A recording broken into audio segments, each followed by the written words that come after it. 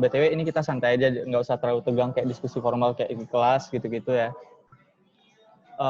Baik, kita hari ini mau bahas tentang dugaan peracunan Navalny dengan racun yang diduga Novichok. Itu ya racun yang juga digunakan oleh agen Rusia pada zamannya era Soviet. Kemudian Navalny ini berkunjung ke kota Tomsk pada bulan Agustus kemarin. Kemudian dalam perjalanan mereka Navalny ini kembali ke Moskow. Navalny ini pernah minum teh dulu sebelum terbang. Nah, jadi pas di pesawat udah take off, dia tiba-tiba mengalami sakit perut, terus sempat ke WC, dan di WC dia nggak bisa keluar karena kesakitan. Beberapa penumpang juga mendengar bahwa si Navalny ini merintih kesakitan, hingga akhirnya pesawat tersebut mendarat darurat di Omsk, sampai akhirnya dirawat di rumah sakit di Omsk pertama kali. Nah, pertama kali dirawat di Omsk ini, belum ada dugaan bahwa, sudah ada dugaan bahwa racun yang dugaan peracunan ini dilakukan oleh agen Rusia sendiri, karena juru bicara dari si Navalny bilang ini ada racun Novichok. Ini racun yang notabene bukan racun biasa, karena ini racun yang setingkat militer. Halo Mas Luki. Udah gabung? Halo. Ya, oke. Sudah. Ya. Kemudian kasusnya ini berkembang sampai Jerman pun ikut campur di sini dan meminta si Navalny ini untuk dilarikan ke Berlin. Nah, sesampai di Berlin, pemerintah Jerman melakukan konferensi pers di mana ini ada dugaan bahwa keterkaitan Kremlin di belakang peracunan Navalny ini, karena kita kenal Navalny ini adalah seorang YouTuber.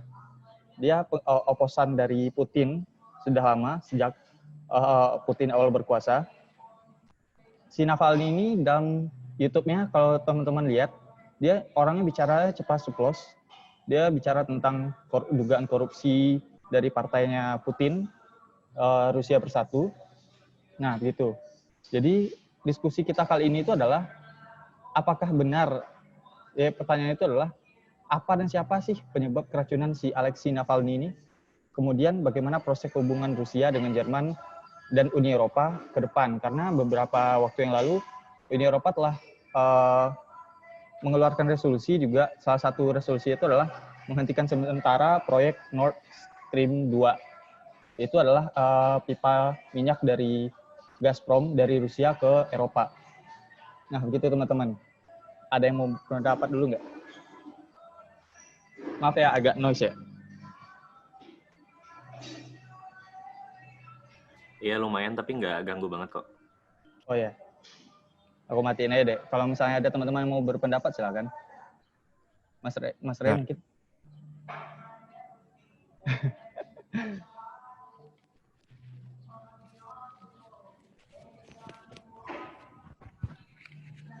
Luki, gimana lu? Bentar. Masih shock saya nih. Santai aja, Mas. Yang lain dulu mungkin. Mungkin Dayan. Bentar. Saya belum buka tornya. Dayan ini penggemar Mas Putin ya?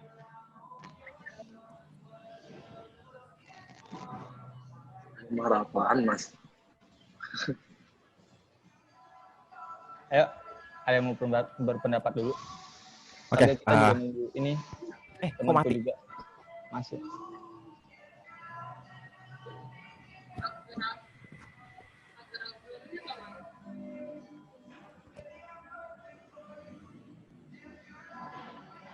Ya, Mas Luki.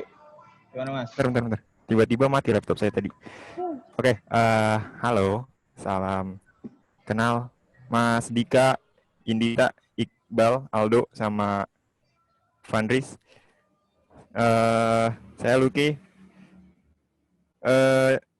Saya sebenarnya nggak begitu banyak baca soal Navalny ya, kecuali dari berita-berita yang saya tahu gitu. Dan semalam juga cuma baca 1-2 artikel doang, jadi Jadi mungkin nanti bisa diperkaya sama anak, sama yang lain. Jadi apa dan penyebab siapa keracunan Navalny? Barangkali ini saya cuma mengutarakan apa yang saya dengar, apa yang saya tonton, dan apa yang saya baca aja kali ya. Jadi kalau saya cari-cari gitu apa penyebab Navalny, sebenarnya apa dan siapa penyebab keracunan Navalny? Kita jawab apa penyebab dulu aja kali ya. Jadi ya sebenarnya ini udah disampaikan sama Irfan tadi, kalau Navalny itu adalah oposan, seorang yang beroposisi kepada Vladimir Putin. Dan sebenarnya ada dua hal yang dia sering kritisi. Yang pertama itu adalah korupsi, dan yang kedua adalah Vladimir Putin dan pemerintahannya Vladimir Putin. Dan jadi ketika ada yang kenapa sih si Navalny ini diracun? Kemungkinan ya karena ada orang yang merasa terancam dengan vokalnya Navalny seperti itu, ya sehingga ya harus dihilangin nih. Nah kalau misalnya kita lihat dari apa yang diperjuangkan oleh si Navalny ini, dia kan orang yang sering mengkritik korupsi dan Putin ya. Jadi kalau saya pikir apa yang menjadi penyebab Navalny ini dibunuh ya karena sikap pokoknya terhadap Putin dan Navalny ini, karena ya mereka merasa terancam gitu, mereka merasa terganggu dengan pokoknya Navalny ini. Dan siapa sih yang meracuni ini? Sebenarnya kemungkinan besar itu tuh orang-orang itu menyebutkan bahkan Navalny sendiri menuduh bahwa si Putin inilah yang membunuh si Navalny ini. Begitu, tapi ada orang-orang juga yang bilang bahwa yang meracuni si Navalny ini adalah orang-orang yang dekat dengan Putin tapi bukan Putin gitu. Jadi gimana ya jelasnya? Ya orang-orang sekitar Putin gitu loh. Karena ya ketika Putin ini tuh punya banyak orang yang punya kepentingan atas Putin gitu. Jadi ya ketika Putin ini terancam, ya kepentingan mereka akan terancam juga. Tapi ada juga yang bilang bahwa Putin ya, saya kalau nggak salah beberapa hari yang lalu baca di Euronews, itu tuh Putin malah menuduh bahwa si Navalny ini meracuni dirinya sendiri gitu, dengan tujuan ya nyari perhatian gitu, sebagai bentuk cari perhatian gitu. Jadi biar si Putin ini dapat spotlight kalau dia adalah orang yang let's say jahat atau seperti apa gitu. Jadi ya saya pikir ada tiga dugaan tersebut ya. Yang pertama tadi saya sebutin tadi Putin, yang kedua adalah orang-orang terdekat Putin, dan yang ketiga ini ya Navalny itu sendiri. Tapi mana yang benar, saya rasa saya belum berani berspekulasi. Tapi kalau misalnya yang paling umum itu ya yang membunuh, yang jadi dalang atas diracuni si Navalny ini ya si Putin itu sendiri. Tapi ya sampai saat ini masih diselidiki, jadi ya saya pikir gitu. Barangkali ada yang mau beropini lagi? Ya, ada yang lain berpendapat? Mungkin saya menanggapi Lucky dulu bentar ya. Saya mungkin setuju dengan Lucky, karena untuk mendapatkan racun Novichok ini bukan orang yang biasa harusnya. Mesti orang yang bisa akses ke racun Novichok ini adalah agen-agen Rusia, Soviet di masa itu. Karena ini bukan racun yang mudah ditemukan dan termasuk racun canggih yang menyerang saraf. Kemudian susah dideteksi juga sebenarnya. Nah, awal dari kalau misalnya racun ini dikatakan Novichok adalah konferensi pers yang dilakukan oleh pemerintah Jerman pada saat si Navalny ini tiba di Berlin. Nah, diketahui bahwa di situ racun ini memang Novichok. Nah, kalau saya berpikir ini ada dua rentetan peristiwa sebelumnya. Sebelumnya ada di Inggris, itu Sergei Skripal, itu pembelot Rusia juga, yang kemudian diracun bareng putrinya ketika di Inggris. Nah, di situ pemerintah Inggris juga meminta Rusia untuk menjelaskan kasus peracunan itu, karena nggak mungkin orang lain dong yang punya racun setingkat militer ini, Novichok ini, karena sebenarnya racun ini tuh bisa bereaksi sangat cepat. Tapi saya juga kurang tahu ya, kenapa Navalny ini juga berhasil selamat ketika dibawa dari Tomsk ke Berlin. Itu padahal perjalanannya juga cukup lama ya kan, naik pesawat juga. Nah, kemudian ada juga dugaan yang tadi juga si Navalny ini meracuni dirinya sendiri. Nah, di sini yang jadi pertanyaan saya adalah kenapa pemerintah Jerman di sini juga sangat tertarik nih Mas Luki untuk ikut campur dalam kasus ini. Karena juga Jerman sekarang itu sebagai ketua Uni Eropa ya. Nah, kemarin tuh dia diminta mendesak banyak negara juga mendesak untuk menghentikan proyek Nord Stream 2. Notabene itu adalah proyek yang cukup besar untuk Rusia. Itu adalah saluran pipa gas dari Rusia ke Eropa, itu dari Gazprom ya. Nah, kenapa sih si Jerman ini sangat tertarik gitu loh? Kenapa Jerman ini tertarik? Oh, sebenarnya tadi saya pengen itu dulu kali ya, jelasin. Pengen ngasih tahu singkat soal Novichok ya, Novichok. Ya, jadi sebenarnya Novichok ini FYI, dan saya pikir kalian udah tahu, Novichok ini adalah racun yang dipakai oleh Soviet pada waktu dulu ya. Cuman penggunaannya ini sekarang, bahkan keberadaannya pun sebenarnya saya pikir ya, kalau nggak salah, correct me if I'm wrong, itu tuh dilarang oleh konvensi senjata kimia, ya nggak? Ya nggak? Itu sebenarnya dilarang. Jadi saya nggak tahu Rusia udah mereport kepemilikan Novichok atau enggak, karena sebenarnya kalau misalnya punya senjata kimia itu harusnya melapor ke lembaga terkait soal konvensi ke PBB ya, jadi kayak gitu. Dan saya yang ditanya nih, saya kurang tahu kenapa Jerman yang kenapa Jerman ini tertarik. Sebenarnya mungkin kalau misalnya yang menyangkut soal Nord Stream itu barangkali bakal saya kalau kita udah nyampe topik kedua aja kali ya, karena kan kita masih di topik ke-1. Kenapa Jerman ini tertarik banget? Ya, saya pikir Jerman ini ya, kalau saya lihat-lihat beberapa tahun belakangan ini, terlepas dari hubungan Rusia dulu ya, saya ada kecenderungan Jerman itu jadi kayak memposisikan dirinya itu kayak sebagai protagonis dunia aja sih, kayak gitu. Kayak misalnya isu imigran gitu. Isu imigran ya, beberapa tahun lalu, tahun 2017, saya pikir ya mereka jadi protagonis gitu. Mereka jadi salah satu negara yang menerima imigran yang paling banyak. Dia yang paling sibuk di Eropa, bahkan lebih sibuk dari Prancis bukan buat nerima ya, tapi merespon isu imigran kayak gitu. Dan isu-isu HAM juga Jerman sangat aktif juga gitu, isu-isu HAM di mana-mana dia cukup banyak bicara gitu soal isu HAM. Dan itu kenapa Jerman itu sekarang jadi anggota DKPBB yang nggak tetap ya karena saya pikir Jerman yang punya kelihatan punya punya niatan yang baik, punya etikat baik terhadap isu-isu yang misalnya let's say HAM. Dan saya pikir ada dasar dari itu juga bahwa Jerman ini beberapa tahun terakhir ya emang membentuk atau ingin dipandang sebagai protagonis di dunia gitu. Saya pikir sih seperti itu. Mungkin ada tanggapan dari yang lain.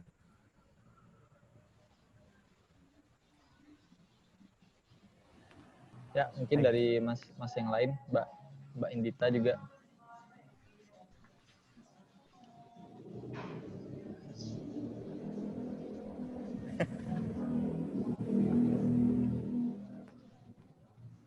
Silakan Mas, Mbak. Jangan malu-malu. Gak apa, ngomong aja. Halo. Halo Mas Dayan. Oke, mungkin mencoba untuk berpendapat atau sedikit mungkin menambahkan saja. Suaraku dengar nggak? Dengar. Jelas ya? Oke. Jelas. Terima kasih sebelumnya. Kalau ngomongin soal keracunan dan masalah mengenai hal tersebut, kita sebenarnya Indonesia sendiri punya sejarah tersendiri mengenai hal tersebut. Di 2014 September, Munir waktu itu salah satu aktivis HAM pada waktu itu diracun pada perjalanannya menuju Amsterdam. Kalau kita lihat dari kasus yang Navalny ini, sebenarnya kalau saya melihatnya adalah isu dasarnya adalah pelanggaran hak asasi manusia yang di mana pusat dari demo. Jadi kalau kita ini merupakan sebuah atau memang sudah masa perang dingin waktu itu digunakan oleh Soviet. Kemudian pakar-pakar senjata di barat sana juga meyakini bahwa racun tersebut juga cuma ada di dan diproduksi hanya di Rusia. Kayak gitu. Terus kalau masalah Navalny ini, tadi ada indikasi bahwa yang terdapat Vladimir Putin, kemudian ada badan intelijen dari Rusia, kemudian Navalny itu sendiri. Mungkin itu hanya sebagai indikasi ya, tapi memang Navalny sendiri secara langsung beberapa media menuduh Vladimir Putin terlibat secara kuat di dalam agendanya kali ini. Gitu. Terus satu lagi, Pak.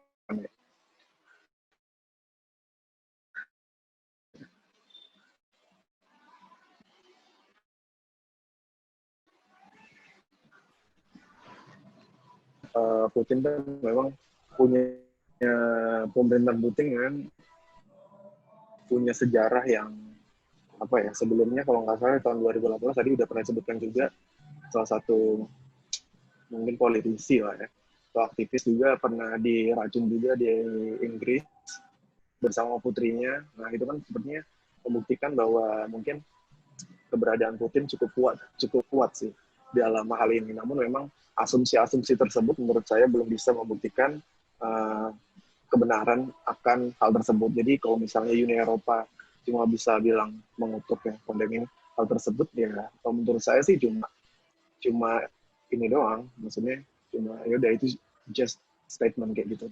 Jadi nggak terlalu mempengaruhi Rusia juga karena Rusia juga bilang bahwa apa yang disebutkan Uni Eropa hanyalah sebuah omong kosong belaka gitu. Mungkin bisa ditanggapi juga oleh teman-teman. Saya gini Mas Dan, sebenarnya kan kalau kita bicara tentang racun Novichok ini kan sebenarnya nggak bebas ya, karena ini adalah racun ciri khasnya Rusia. Ini sebenarnya udah beberapa kali dipakai, seperti kayak Sergei Skripal sama putrinya di Inggris itu kena Novichok juga. Nah, pada saat itu saya kurang juga mengikuti gimana sih tanggapan pemerintah Inggris waktu itu juga. Nah, kenapa di pas Navalny ini, kemudian Uni Eropa juga menjatuhkan sanksi yang juga cukup berat ya untuk Rusia, karena Rusia ini kita selama ini tahu Gazprom itu selalu pengen buka pipa gas dari Rusia dan lewatnya itu juga ke Ukraina. Dan nah itu pipa gas itu bakal nyebar ke Eropa, negara-negara Eropa. Nah saya juga di sini curiga emang ada keterlibatan Kremlin di belakang peracunan si Navalny ini, karena dia orangnya ceplos-ceplos. Dia di sini berupaya supaya partai bersatu, Rusia bersatu milik partainya Presiden Putin ini mungkin ya mundur atau tidak berkuasa lagi di Rusia begitu. Karena kita tahu si Putin ini punya wewenang untuk berkuasa kembali sampai berapa tahun lagi saya lupa ya. Berapa tahun lagi ya saya lupa. Ya itulah ya. Nah tapi dia yang saya lihat di YouTube-nya, dia emang keras ke partainya Putin. Ya, saya mungkin ada dua dugaan di sini, antara orang partai Putin ataupun dari Kremlin sendiri, gitu. Mungkin ada pendapat yang lain?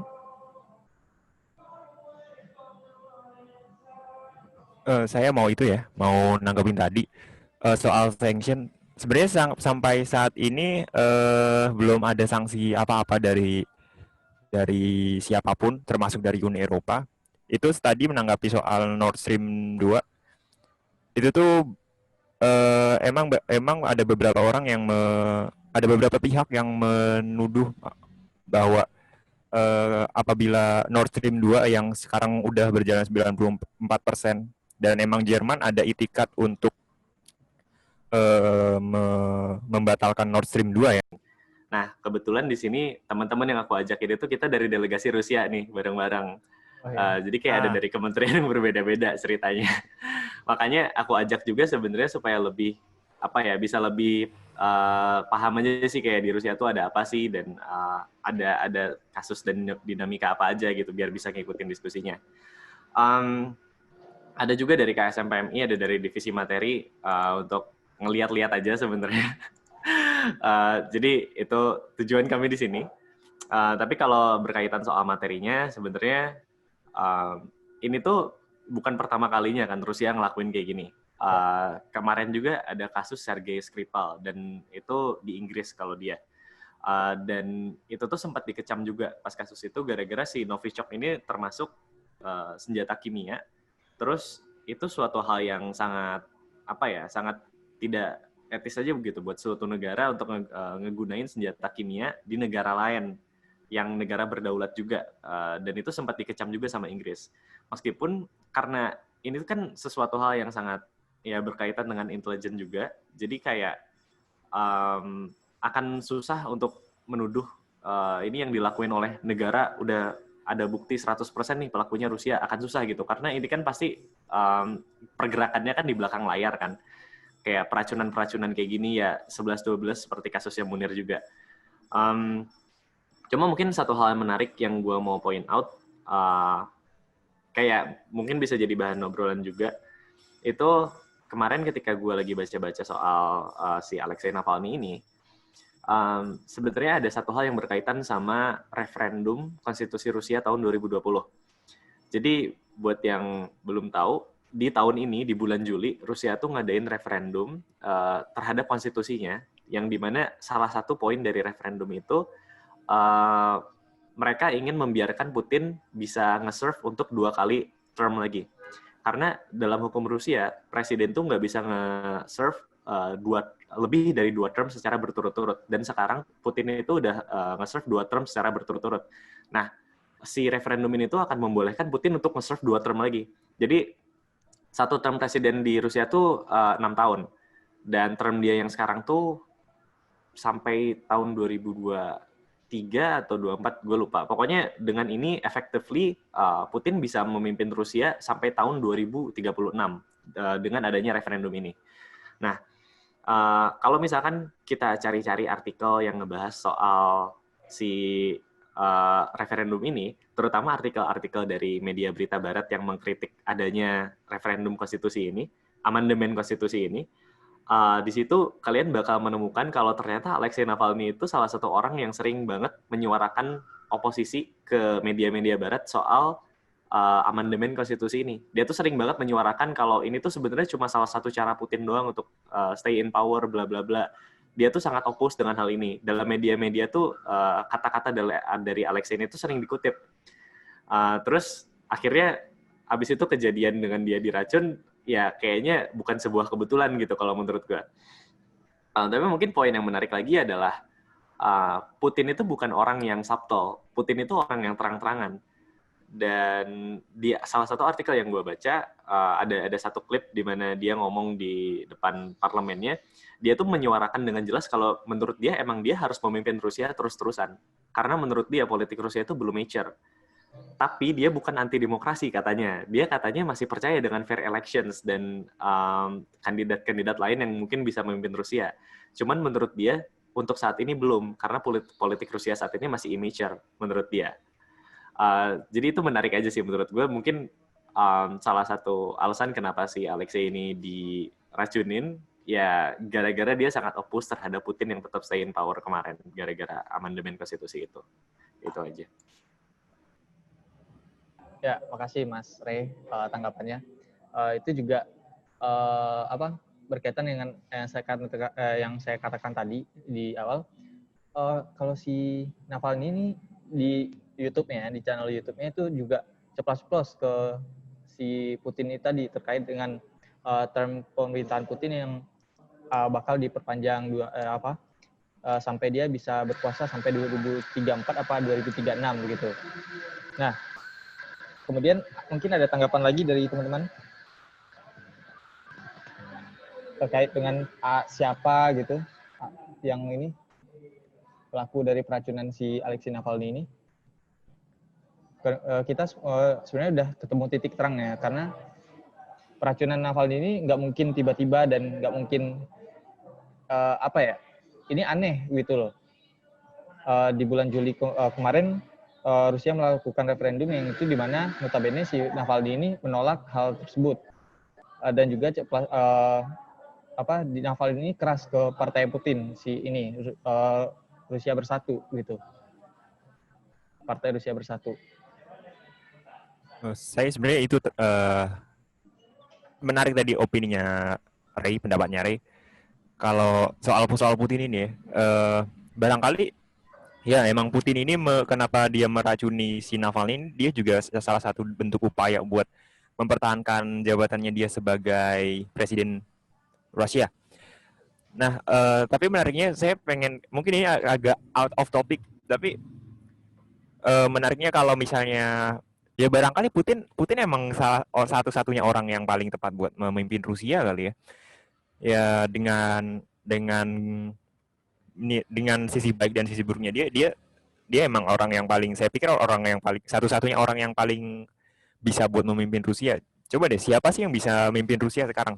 Saya nggak begitu ngikutin Rusia, cuman kalau saya lihat-lihat gitu ya nggak ada yang lain lagi gitu selain Putin yang punya popularitas kayak Putin gitu. Siapa coba? Navalny atau misalnya Navalny mungkin emang vokal, dia orang yang mungkin pro demokrasi, dia aktivis anti korupsi yang mungkin salah satu yang paling populer di Rusia. Cuman walaupun dia emang tokoh yang sangat populer di oposisi, cuman dia pernah ikut election gitu. Dia pernah ikut election bukan presiden ya, cuman sebatas wali kota gitu atau pokoknya kepala daerah lah gitu. Dan dia juga sebenarnya kalah telak juga gitu.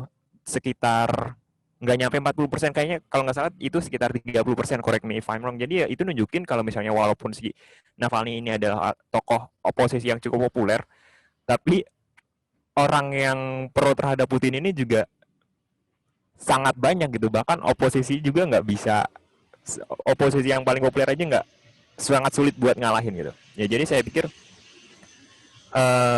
ini agak out of topic. Kalau misalnya ya emang Putin ini orang yang paling tepat gitu buat memimpin Rusia, karena ya emang itu tadi apa kata Ray, politik Rusia itu belum matang gitu. Jadi perlu banyak waktu lagi, perlu banyak transisi, dan saya pikir ada benernya juga walaupun cukup kontroversial buat Putin buat memimpin Rusia beberapa term lagi gitu. Saya pikir gitu sih. Dan jadi ya agak logis juga kalau misalnya Putin ini ngeracunin si Navalny. Ini mungkin pakai konsep dirty hand kali ya. Ada di sini ada yang familiar dengan dirty hand nggak? Ini nih pernah disinggung sama Machiavelli dan filsuf modern, saya lupa namanya kebetulan. Jadi dirty hand ini sikap dari suatu politisi buat berbuat dosa gitu, dalam tanda kutip dosa, untuk kebaikan gitu, untuk menjaga stabilitas dan lain-lain. Jadi analoginya gini deh, kita tahu kalau misalnya membunuh itu dilarang sama norma-norma hukum mati, misalnya hukum mati itu dilarang sama HAM gitu. Tapi misalnya kalau misalnya ada teroris yang bisa membunuh banyak nyawa gitu, ya itu harus dibunuh. Jadi biar kita membunuh satu, biar yang lain itu tidak terbunuh. Jadi kita agak melanggar norma, agak melanggar prinsip normatif gitu untuk kebaikan yang lebih baik. Barangkali membunuh Navalny ini mungkin secara norma, secara HAM itu emang bertentangan gitu. Tapi kalau misalnya si Navalny ini barangkali kalau dibiarkan terus bersuara gitu, barangkali bisa menimbulkan ketidakstabilan di Rusia gitu. Barangkali bisa menimbulkan ketidakstabilan dan nanti misalnya nanti bakal ada revolusi dan ketika ada revolusi itu kan buat bangkit lagi itu kan sebenarnya bukan hal yang gampang gitu, perlu banyak transisi gitu. Jadi saya pikir jalan terbaik gimana nggak jatuh itu transisinya perlu pelan-pelan sih, dan saya pikir si Putin ini menggunakan dirty hand-nya supaya Rusia ini tetap stabil gitu. Saya pikir sebegitu. Terima kasih. Ya, makasih Mas Luki. Sebenarnya saya juga kalau misalnya dibilang peracunan si Navalny dibilang logis, saya juga agak kontra ya Mas ya. Karena itu sangat apa ya? Kalau dibilang si Putin ini adalah orang yang paling tepat buat Rusia saat ini, nggak ada nilai standar yang pasti gitu. Mungkin ada pendapat dari teman-teman yang lain. Mohon maaf ya teman-teman, kita jangan terlalu fokus ke ini politik ya Putin dulu ya. Dirty hand Putin jangan sana dulu, karena kita masih fokus ke pertanyaan pertama sesuai dengan Thor, siapa pelaku dari peracunan Navalny ini. Kemudian pertanyaan yang kedua itu bagaimana hubungan antara Rusia dan Jerman ataupun Uni Eropa ke depan gitu. Mungkin ada pendapat yang lain yang belum bicara, mungkin bisa speak up. Mas Akmal.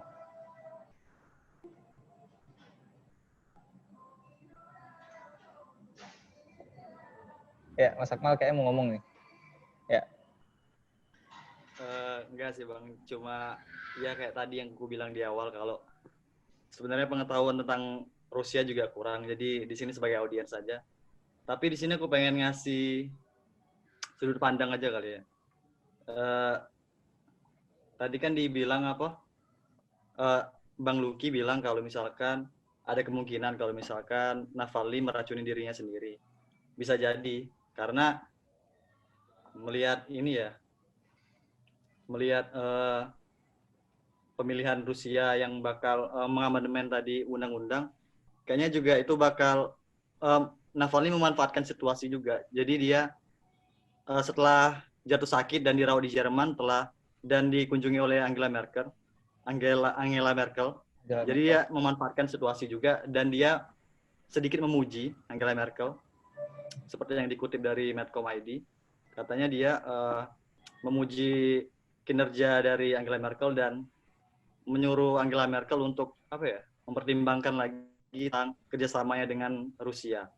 Jadi bisa jadi ini, kalau menjawab pertanyaan Thor yang pertama, bisa jadi kalau misalkan Alexei Navalny ini meracuni dirinya sendiri dan akhirnya memanfaatkan situasi yang akhirnya meminta kekuatan dari Jerman, yang mana Jerman sendiri kita tahu di Uni Eropa saat ini menjadi negara yang punya power yang besar. Ya. Jadi melalui Jerman dan Angela Merkel bisa jadi sanksi yang dikatakan bakal dijatuhkan bisa dijatuhkan. Ya barangkali seperti itu. Menurut saya Alexei Navalny bisa jadi meracuni dirinya sendiri dan memanfaatkan situasi. Ya, makasih Mas Akmal udah memberikan pandangannya sendiri. Cuman yang jadi pertanyaan saya sekarang ini, kira-kira Navalny kalau misalnya meracuni dirinya sendiri, dia dapat racun Novichok itu dari mana? Nah, ini Bang, jadi aku juga baca tadi Medcom.id juga. Nah, salah satunya, nggak tahu nih tanggal berapa ya, pokoknya dia baru-baru ini dituduh juga kerjasama dengan CIA. Nah, CIA ini kan nggak tahu nih, dari Medcom.id ya. Mungkin ini menjadi salah satu pandangan juga. Jadi kenapa kok dia bisa mendapatkan racun Novichok ini? Ya mungkin dari CIA itu dan dari badan intelijen itu. Ya, mungkin aja ya Mas. Berarti USA ngelanggar dong. Berarti Amerika ngelanggar dong, karena CIA kan itu kan lembaga Amerika gitu. Dan kalau misalnya kepemilikan itu sebenarnya harus di-report. Jadi kalau misalnya Amerika emang si Navalny ini dapat racun itu dari Amerika, ya Amerika itu ya salah. Amerika yang melanggar. Sorry, ada yang punya opini tentang tanggapan Amerika nggak? Ada nggak? Kalau dari berita sendiri, ini pada bungkam Amerika Serikat. Bungkam. Ya mungkin kalau misalnya saya lanjutin mungkin agak bersifat konspiratif ya. Cuman yang lebih jelas kalau misalnya itu dapat dari Amerika, Ya Amerika yang salah karena kepemilikan senjata kimia. Novichok ini kan salah satu senjata kimia ya. Kalau misalnya punya itu ya harus di-report ke PBB gitu. Dan saya pikir ini sifatnya konspiratif ya. Saya nggak mau ngelanjutin ya. Yang jelas saya mungkin gitu. gini Mas. Ya mungkin juga saya ini dari perspektif saya berdasarkan apa yang saya baca ya. Tadi pagi saya baca dari Kongres US itu setuju untuk Uni Eropa bahwa untuk menghentikan dulu sementara program Nord Stream 2 ini. Nah, kemudian US ini mengambil kesempatan dengan menjanjikan Uni Eropa untuk aliran pipa gas lewat Atlantik. Jadi gasnya sekarang dari pasokannya dari US. Begitu. Nah, jadi Nord Stream 2 ini ada sepanjang 160 km lagi kalau saya nggak salah. Ini belum selesai. Nah, jika proyek ini dihentikan, kebetulan ini adalah kerjasama dari Gazprom dengan 5 perusahaan Eropa lainnya. Salah satunya itu perusahaan dari Swiss. Nah, perusahaan dari Swiss ini bertanggung jawab untuk penggalian pipa gasnya ini. Nah, tanpa perusahaan dari Swiss ini, Rusia belum punya keterampilan untuk membangun pipa gas dari Rusia ke Eropa. Gitu. Katanya artikel yang saya baca tadi pagi, gitu Mas. Jadi dengan kata lain itu ada juga keterkaitan supaya Nord Stream ini dibatalkan, habis itu beralih ke proyeknya yang sama Amerika itu. Ya, Oke. Kemungkinan begitu. Barangkali nanti bisa dicari lagi kali ya. Iya, soalnya tadi Kongres US sudah setuju untuk supaya Eropa, negara-negara Eropa ini menghentikan dulu proyek Nord Stream ini. Oke. Makasih loh Mal, ini men-trigger kita buat nemu insight baru. Makasih ya Mal ya. Aman. Ya aku mau nanggepin dong, boleh nggak? Ya silakan. Boleh. Pertanyaan pertama, siapa sebenarnya yang racunin Navalny? Sebenarnya kalau mendengarkan diskusi dari awal sampai saat ini sih, emang menurut saya 90% ini Rusia sih, apalagi keterlibatan dari racun Novichok kan. Itu kan sebenarnya racun yang dipakai Rusia di zaman Perang Dingin atau Perang Dunia Kedua ya. Pokoknya itu emang riset lama dari Rusia yang masih ampuh sampai sekarang. Dan apalagi ini sebenarnya kasus baru kan, jadi saya sendiri belum banyak riset tentang kasusnya. Tapi kalau kita mau lihat lagi, saya semalam apa kemarin ya baru baca insight baru, dapat ternyata kalau emang riset pengobatan di Rusia itu bisa dibilang berjalan gitu ya.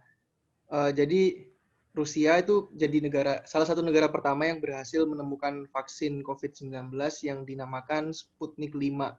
Nah, tapi emang vaksinnya itu belum teruji secara riset dan klinis, dan bahkan diragukan sama negara-negara Uni Eropa, tapi Rusia termasuk salah satu negara yang berhasil mengembangkan vaksin COVID-19. Jadi mungkin kalau dari berbagai insight yang kita compile dari awal sampai saat ini, emang 90% menurut saya pelakunya atau dalangnya itu Rusia. Seperti itu. Itu buat jawab pertanyaan nomor 1 dari Thor ya. Makasih.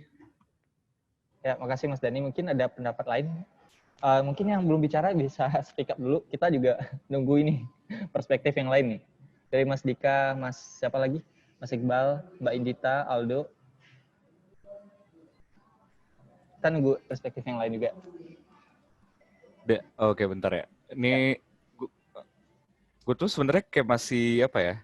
Gue tuh untuk Rusia dan hubungan di Eropa Timur tuh kayak masih benar-benar dangkal banget gitu loh.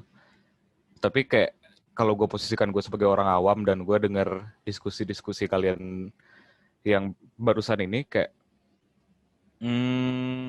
gimana ya? Mungkin gue mau nanggapin yang Amerika tadi yang disebutin sama Bang Akmal. Kan ada kemungkinan itu terjadi kan, bisa kan, kayak ya oke, mungkin si Amerika ini ada ketidaksukaan terhadap si Putin. Nah, jadi dia kayak ingin menggunakan nggak direct gitu langsung ke Putin ini, tapi dia menggunakan si Alexei ini. Nah, itulah masuk ke CIA tadi. Terus Mas Luki ngasih tanggapan kalau misalnya US apalagi CIA memiliki si substance itu, ya otomatis itu melanggar dong. Ya menurut gue pribadi ya, kalau misalnya emang pun itu melanggar gitu, kayak semua negara pasti punya yang gak negara lain tahu gitu kan, untuk mencapai si national interest-nya, yaitu yang dibilang dirty hands tadi. Siapa tahu Amerika menggunakan konsep dirty hands itu untuk melancarkan atau mencapai si national interest-nya gitu. Itu, dan kalau misalnya untuk siapa dalang atau siapa pelakunya, to be honest gue masih belum bisa ngasih pendapat sih. Ini baru kayak perspektif dari apa yang gue dengerin dari tadi aja. Thank you. Thank you, Dika. Oke, makasih Mas Dika.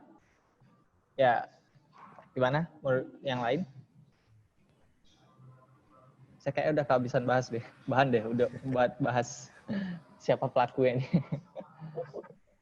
Tapi yang penting kayaknya ada banyak kepentingan di kasusnya Navalny ini, karena sebelumnya saya lihat di kasusnya Sergei Skripal juga nggak seheboh ini di Uni Eropa sampai harus mengkritikan proyek Nord Stream 2 ini. Heboh Inggris dulu. Oh ya, bagaimana Mas tanggapannya dulu Inggris? Apakah sampai dibawa ke Uni Eropa? Oh enggak. Cuma nanggapin aja dulu. Sebenarnya kalau heboh ya heboh. Saya pikir sama hebohnya sih, Pan. Enggak, ini cuma short opinion aja. Ya, saya soal begini. Saya kebetulan juga ambil ini mata kuliah PLN, bukan PLN, HI di Timur Tengah waktu itu sama Bu Harmi. Rusia ini kayak pengen gasnya itu depannya bergantung ke gas koloninya Rusia gitu. Oke. Jadi dulu kenapa konflik Suriah itu ada? Karena ini mungkin ini juga ya, ini berdasarkan perspektif saya juga. Konflik di Suriah sekarang itu adalah konflik yang sengaja dibuat supaya si pemerintah Suriah itu mau mengikuti keinginan Amerika dan sekutunya supaya tidak terjadi saluran pipa gas Rusia ke Eropa. Gitu. Nah, kenapa saya dari tadi meng-highlight Nord Stream ini, karena ini adalah proyek yang sangat penting bagi Rusia gitu loh. Iya. Oke, thank you. Ya, gimana yang lain?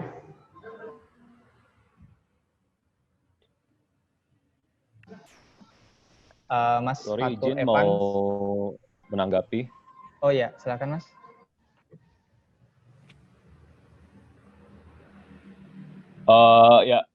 Sebelumnya saya minta maaf karena koneksi saya lagi jelek ya, jadi mungkin saya cuma mau menanggapi apa yang opini saya aja, cuma untuk kedepannya mungkin untuk komunikasi agak sedikit salah karena juga saya udah ngomong sama teman saya dari Ray dan lain-lain, jadi ya mohon maklum aja ya. Sebelumnya tadi kan jujur saya dari awal sampai akhir saya nggak ngikuti secara penuh karena suaranya berebut, cuma di awal sempat disinggung sedikit mengenai dugaan-dugaan terhadap peracunannya Navalny ini. Dan dari Mas Luki tadi menanggapi bahwa setidaknya ada 3 dugaan, antara itu adalah Putin, atau itu adalah kroni-kroninya Putin, atau bahkan Navalny sendiri yang ngeracunin diri sendiri. Nah, di sini sih untuk kita ya bisa dibilang menganalisa, atau ya bukan menganalisa juga sih karena kita nggak ada teorinya mau menganalisa ini. Cuma untuk membahas atau kita look in depth lagi dalam dugaan-dugaan ini sih kita harus melihat presidennya sih. Karena kasus Navalny ini sebenarnya bukan pertama ya. Tahun 2006 ada si Litvinenko, kalau nggak salah. Litvinenko itu dulunya agen FSB juga, KGB, terus FSB, akhirnya dia membelot ke Inggris. Dia diracun juga, tapi dia mati, dan racunnya katanya Novichok juga. Untuk waktu tahun 2006 itu Inggris mengadakan investigasi, sampai akhirnya hasil investigasinya adalah ditetapkan bahwa 2 orang agen FSB itu bersalah dan dia pelaku dalam peracunan ini. Namun waktu persidangan akhir itu 2 orangnya itu nggak ada di persidangan itu, jadi persidangnya in absentia gitu. Jadi orangnya, karena 2 orangnya ini di Rusia, akhirnya ya udah disidangin bersalah. setelahnya itu ada juga kasus Skripal, sama di Inggris juga, cuma Skripal hidup. Sekarang baru kasusnya Navalny. Nah, kita lihat dulu. Misalnya pertama, apakah ini kita lihat kedugaan ketiga dulu. Apakah Navalny racuni diri sendiri? Mungkin ada dugaan seperti itu natural sih. Memang bisa jadi ada pihak-pihak yang ingin pihak-pihak yang sebenarnya tidak suka dengan pemerintah Rusia, ingin membuat suatu isu, akhirnya meracun Navalny atau Navalny meracun diri sendiri. Namun kalau kita lihat dari presidennya, hal ini tuh berulang-ulang. Kalau melihat misalnya Litvinenko, dia mulai membocorin informasi-informasi kritis dari FSB ke Inggris. FSB merasa operasinya compromise, akhirnya dia menterminasi bisa bilang atau membunuh si Litvinenko di Inggris itu. Skripal juga. Navalny akhirnya kena juga karena Navalny kelihatan gerak-geriknya dari 2011 dia menjadi kepala aksi waktu 2011-2012 waktu Putin dipilih lagi setelah Medvedev, terus Putin pilih lagi 2012 itu sempat ramai juga tuh, dan di situ Navalny salah satu oposisi atau salah satu aktivis yang paling aktif gitu, dan dia juga sempat ditangkap tahun 2012 itu. Nah 2014, 2015 dan sampai ke sini tuh kelihatan Navalny itu semakin gede, semakin getol suaranya, apalagi yang sangat kritis bisa dibilang waktu Rusia mencaplok Crimea, karena di situ Navalny malah bukannya mensupport Rusia, dia malah menyuarakan supaya Barat mengintensifikasi sanksi terhadap Rusia. Di situ mulai ada bisa dibilang konflik lah soal Navalny. Ada beberapa pengikut Navalny ada beberapa yang memang support Navalny, tapi tidak support bagian yang dia tuh kenapa sih lu kok nggak setuju sih sama kita ngambil Crimea gitu. Tapi itu udah politik luar negerinya Rusia. Nah, kalau kita lihat politik dalam negeri, jadi di Rusia ini saya jujur saya nggak begitu mendalami politik dalam negeri Rusia, cuma setidaknya saya tahu beberapa partai-partai yang di sana lah, 3 partai besar kan, United Russia, LDPR, sama Partai Komunis. Cuma selain itu banyak lagi partai-partai lain. Nah, banyak orang-orang Rusia ini, kalau kita lihat dari kondisi dalam negeri, banyak orang Rusia ini sebenarnya mereka tuh bisa dibilang mereka capek sama korupsi lah. Kenapa kok Rusia ngurusin luar negeri mulu sih? Kenapa kok Rusia ngurusin Ukraina? Ngapain sih Rusia ngurusin Suriah gitu? Mending ngurusin yang dalam negeri dulu, banyak yang capek. Nah, Navalny salah satunya. Navalny itu dia sangat kritis, bisa dibilang sama foreign policy-nya Rusia. Dia kritis banget. Dan di situ selain dia kritis sama foreign policy-nya Rusia, dia juga kritis sama korupsinya Rusia. Dan di situ dia ngebongkar besar-besaran korupsi Rusia, karena bisa kita lihat juga Rusia itu negara oligarki ya. Putin itu hanya salah satu bagian dari sistem di Rusia. Karena Rusia tuh nggak cuma Putin, maksudnya ada oligarki ini, oligarki itu, kroni-kroninya banyak. Putin itu salah satu sistemnya. Nah, Navalny ini dia tuh getol banget ngebongkar nih semua, sampai mungkin ada beberapa pihak-pihak di dalam sistem ini tuh merasa terganggu lah. Ini Navalny siapa sih? Kok tiba-tiba dari out of nowhere, kok tiba-tiba nongol,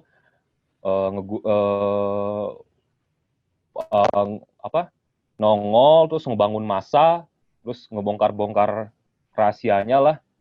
Mungkin ada pihak-pihak yang merasa terganggu, merasa Navalny harus bisa dibilang dimusnahkan atau diracun gitu.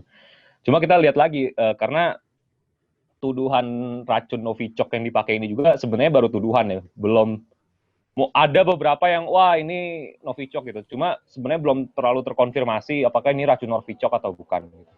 Namun kalau dari pola kejadiannya sih sangat mirip dengan peracunan Litvinenko waktu tahun 2006, karena Litvinenko diajak minum teh di hotel sama 2 orang agen FSB, dan setelah investigasi sama polisi Inggris ternyata si gelas teh yang dipakai di hotel itu nyata ada sisa-sisa racun tersebut, sisa-sisa racun Novichok di situ.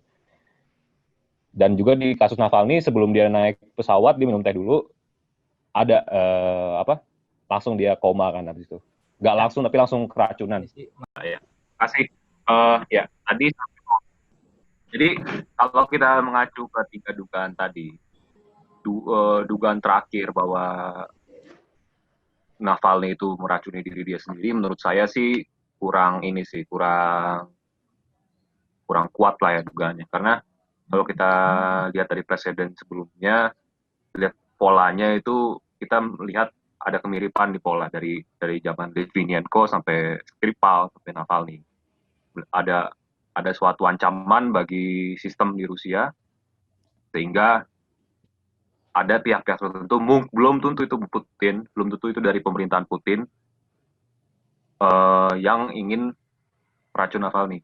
Dan kalau saya bilang tadi, memang Navalny ini secara background, dia itu sebenarnya background-nya hukum, dia udah main politik dari zaman 2005 kalau saya nggak salah, dan baru-baru tahun 2011-an, 2012 dia baru-baru aktif mengkritik pemerintahan Putin. Namun bisa dibilang masa-masa jayanya lah ya, tanda kutip jayanya itu baru tahun 2000, setelah 2015-an, 2017, 2018 itu, karena basis pendukungnya Navalny ini bisa dibilang di Moskow itu lumayan banyak. Di Moskow itu lumayan banyak, dan juga banyak orang yang sebenarnya sadar sama Navalny. Mungkin dia nggak begitu mendukung Navalny secara penuh, karena Navalny juga mungkin pandangannya itu kurang kompatibel sama banyak orang Rusia. Tapi hal-hal yang Navalny ungkapkan soal korupsi, soal government mismanagement, itu banyak dirasakan. Karena di Rusia tuh orang tuh mulai ngerasain lah, mulai efek-efek sanksi, gak cuma efek sanksi, tapi efek dari pemerintahnya sendiri yang mungkin dituduh tidak becus untuk memanage ekonomi dalam negeri dan politik dalam negeri, dan banyak hal-hal ini. Oh, dan juga harus dilihat ya, kalau di Rusia itu terjadi ada suatu divisi lah, bisa di Rusia tuh. Orang-orang macam Navalny itu biasanya itu orang-orang macam Navalny itu dilihat sebagai liberal di Rusia. Dan liberal itu di Rusia liberal tuh konotasinya negatif. Karena Rusia tuh mayoritas, ya nggak bisa dibilang mayoritas, tapi banyak lah. Banyak itu mereka cenderung konservatif, termasuk pemerintah juga, pemerintahnya cenderung konservatif. Navalny itu cenderung liberal, dia cenderung juga ke Barat, walaupun dia tidak secara eksplisit banget mau temenan sama Barat, tapi dia sempat mengatakan bahwa Barat mending sanksi aja gitu, untuk karena pemerintahnya Putin korup nih, nggak apa-apa sanksi aja gitu kan. Tapi dia nggak pernah bilang kalau Rusia ini harus benar-benar ikut Barat, dia nggak bilang gitu. Cuma soal sanksi ke Putin dia sempat bilang. Nah, karena jadi di Rusia tuh namanya liberal tuh konotasinya udah negatif. Kalau liberal tuh pasti, wah ini pasti orang udah pengkhianat, nih pasti pro Barat gitu. Jadi ada beberapa kubu-kubu di Rusia itu, gak harus Putin, ada beberapa kubu Rusia memang dia memang merasa nggak betah lah, merasa nggak betah gitu. Kok ada orang kayak gini, kok ada orang ini, apalagi kroni-kroninya yang lagi berkuasa gitu. Menurut saya sih gitu. Menurut saya sih antara dugaan pertama apakah itu Putin, atau kedua itu bisa jadi bukan Putin tapi salah satu pemain di dalam sistemnya Rusia itu sendiri. Oke. Jadi benar apa yang siapa tadi bilang? Dika kalau nggak salah. 90% Putin ya. Ya barangkali sejalan juga sama Aldo yang bilang kalau dengan dugaan bahwa si Putin kan bilang kalau si Navalny ini ngeracunin dirinya sendiri. Jadi kalau apa yang teman-teman tadi bilang kayaknya sih hampir nggak mungkin ya kalau si Navalny ini ngeracunin dirinya sendiri, walaupun emang ada kemungkinan, tapi saya rasa dari apa yang teman-teman bilang tadi hampir nggak mungkin ya. Jadi kayak apa yang Aldo bilang tadi, kalau nggak Putin ya kroni-kroninya Putin seperti itu. Oke, teman-teman, mungkin saya bisa share ini ya, resolusi yang dikeluarin sama Uni Eropa ya, Parlemen Uni Eropa. Bentar ya.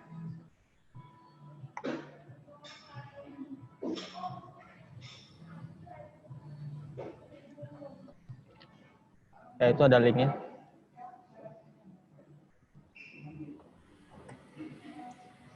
Nggak bisa di-share itu ya? Share screen? Oh ya, Nggak. maaf Mas, saya katro gunain Zoom. Mana ya? Ini. Sebenarnya udah dibuka di browser sih, tapi nggak apa-apa sih.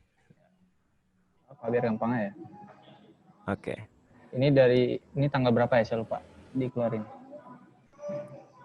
Tanggal 17 September 2020. Nah, saya fokusnya ke poin nomor ini. 15. Itu beberapa resolusi yang dikeluarkan oleh Uni Eropa. Salah satunya itu juga ini. Maaf. Yang saya ini blok. Nah, itu yang saya bilang tadi, karena saya fokusnya kemarin itu karena teringat ini pelajaran HI di Timur Tengah. Rusia ini punya kepentingan di pipa gasnya itu tadi. Mungkin teman-teman punya perspektif lain, mungkin bisa dicek seluruh resolusi poin di resolusinya. Ini nggak semua kelihatan di ini ya. Ya, mungkin ada tanggapan yang lain dulu dari teman-teman. Mungkin Mbak Mega yang baru gabung.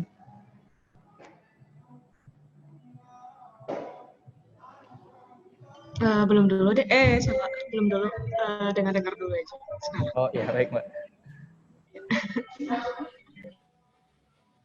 Katanya Mega dari Suriah. Ya ampun.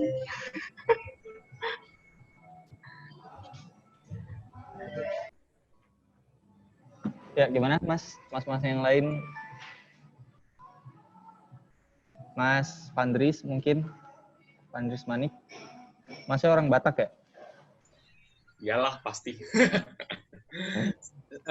Jadi gua ini temennya Ray. Oh iya. Tadi di KSMPN itu.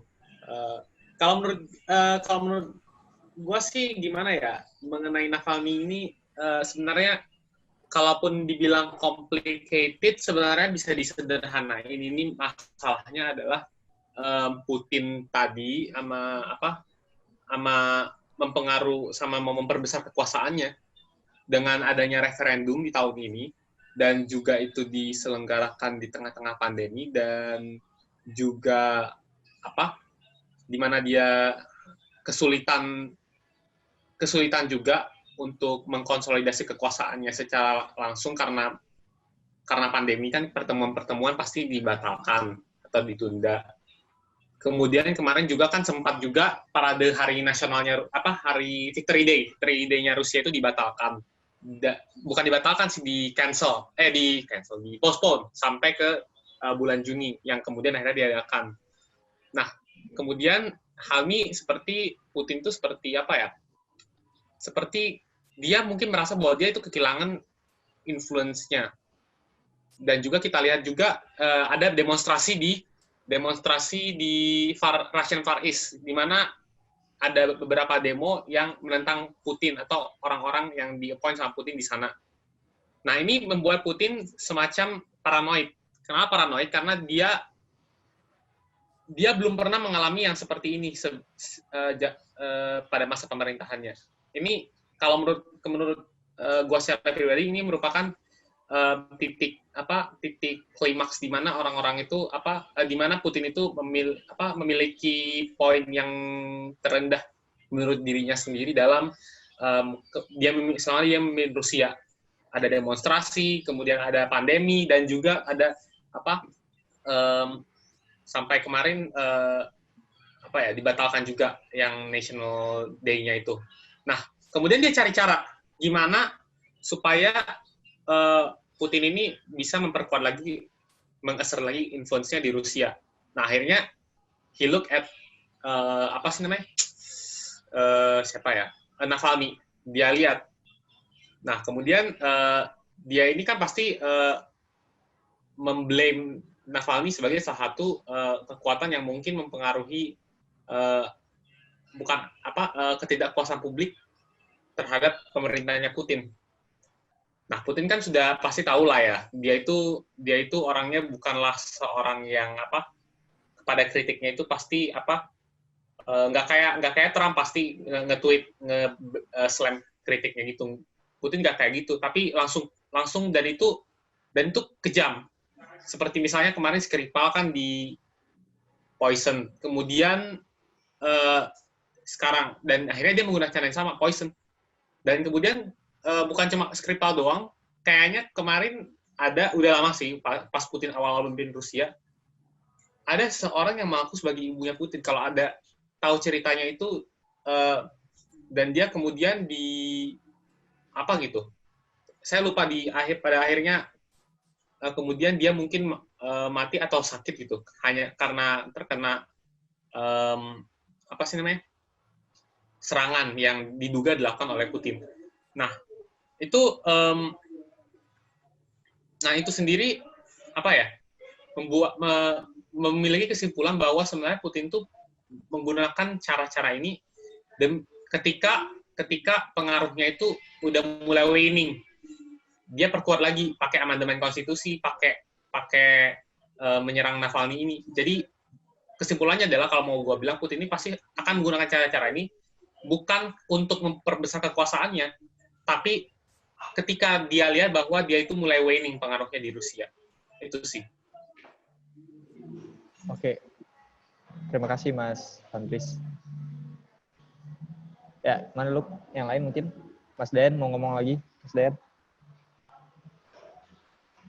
Mungkin kita nggak usah lama-lama lagi ya di pertanyaan yang pertama. Kita langsung pindah aja ke pertanyaan yang kedua.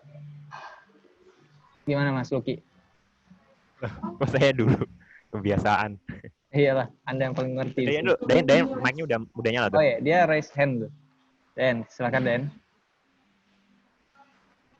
Jadi kalau lihat pertanyaan yang kedua tadi mengenai hubungan antara Rusia, kemudian Uni Eropa, kemudian Jerman. Saya melihat bahwa resolusi yang dikeluarkan oleh Uni Eropa bisa saja hanya bersifat politis. Saya melihat bahwa memang tren yang ada memang seperti itu. Kalau kita sedikit bergeser ke masalah Ukraina Timur, Crimea, kemudian Sevastopol, kemudian Donetsk, kemudian Luhansk, kita punya perjanjian namanya Minsk Agreement di tahun 2014, Minsk pertama, kemudian ada lagi perjanjian Minsk kedua di tahun 2015, itu kemudian ditandatangani dengan Rusia, kemudian ada pihak separatis, kemudian ada pemerintah Ukraina, kemudian Jerman, kemudian dengan Prancis juga. Nah, kalau kita melihat dari situ bahwa ada kecenderungan bahwa keputusan atau yang tadi telah di-share itu hanyalah sebagai sikap politis saja, karena di satu sisi negara-negara Eropa itu cukup mempunyai ketergantungan terhadap Rusia di bidang energi, yaitu gas, kayak gitu. Jadi kalau menurut saya hal-hal seperti itu mungkin Uni Eropa pada saat ini bisa saja menunda kerjasama Nord Stream itu tadi, yang sebenarnya pipanya langsung mengarah ke Jerman. Tapi saya rasa itu tidak akan berlangsung lama juga ketika kasus ini kemudian hilang gitu di media-media. Mungkin bisa saja ya sudah, nanti perjanjian tersebut bisa disusun kembali. Prosesnya seperti itu. Oke, makasih Mas Dan. Mungkin bisa ditanggapi. Ya, tadi yang saya highlight tadi juga ini ya, masih sama sumber daya, di mana Eropa ini sebenarnya bergantung ke gasnya Rusia. Dimana kalau misalnya Rusia nge-stop gasnya aja nih, di musim dingin ya Eropa bakal kedinginan. Begitu. Makanya tadi saya bilang ada kemungkinan juga ada peran dari Amerika, karena beberapa anggota NATO sepakat bahwa mereka tidak mau lagi bergantung ke gas Rusia. Makanya mereka tuh pernah rencana bikin saluran gas dari Qatar yang lewatnya ke Suriah. Nah, di situ Presidennya Suriah sempat menolak kalau misalnya gasnya dari Qatar itu lewat di Suriah gitu. Mungkin Mbak Mega mungkin yang dari Suriah ada tanggapan? Oh ya, mungkin yang lain dulu deh. Mas Rey tadi? Halo Mas Rey?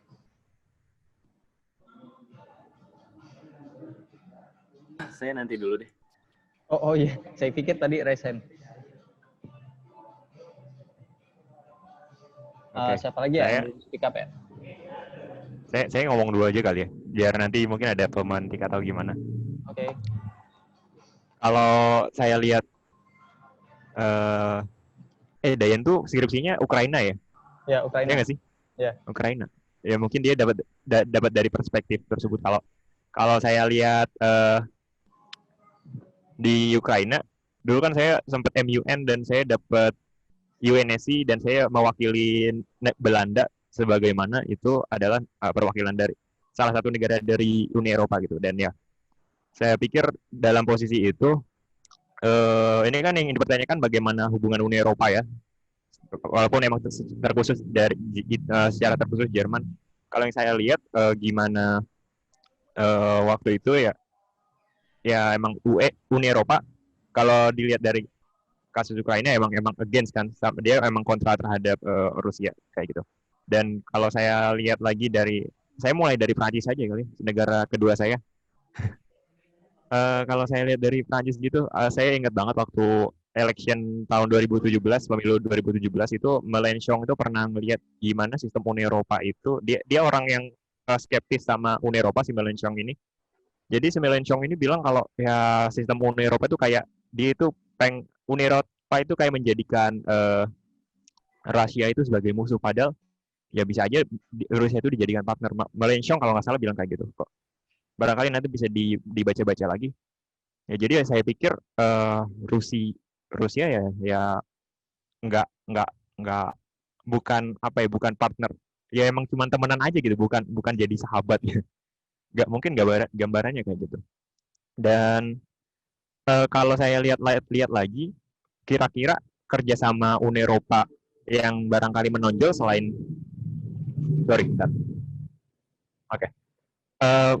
selain gas alam itu apa sih? Selain energi itu apa? Saya pikir nggak ada lain gitu. Kalau misalnya militer of course Uni Eropa lebih condong sama Amerika gitu dengan NATO misalnya.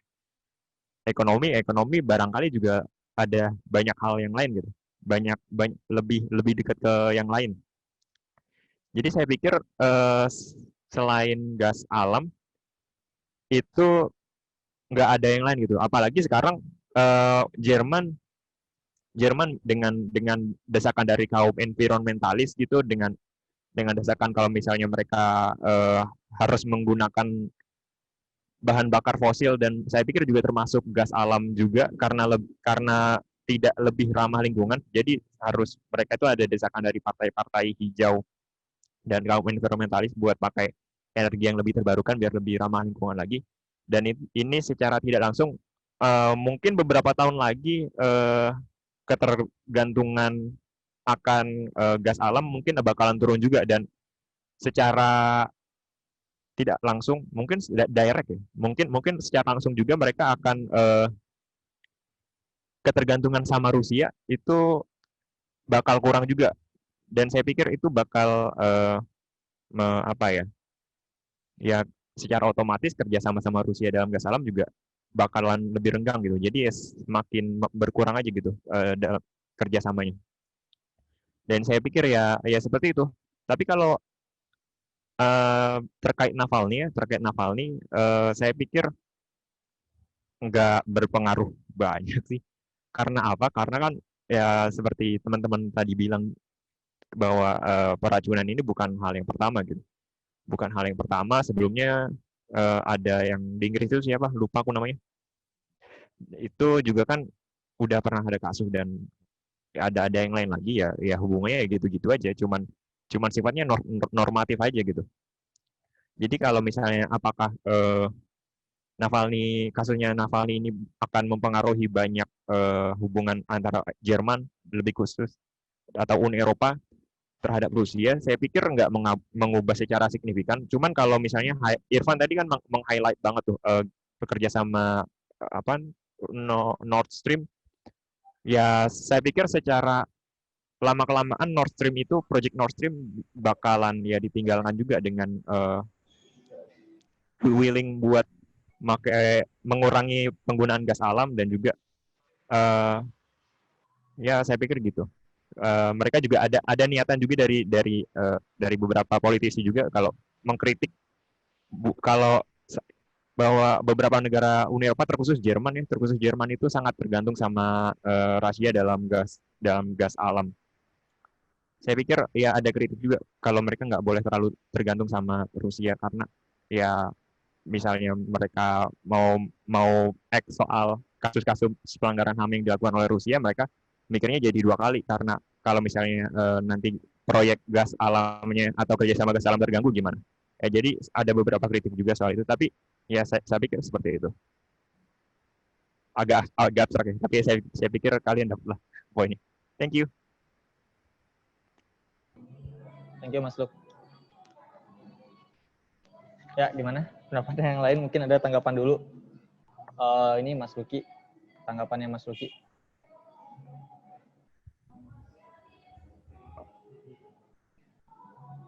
Ya, apa ya?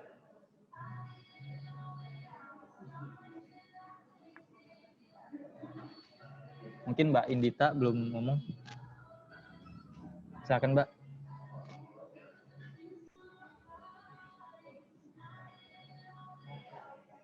Halo, Mbak.